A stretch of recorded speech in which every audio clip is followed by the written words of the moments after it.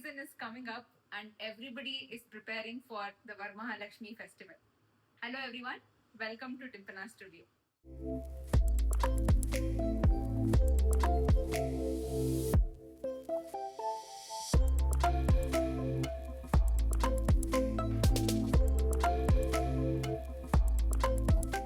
I am here today to show you one of a different style of saree draping to goddess Lakshmi. So let's get started.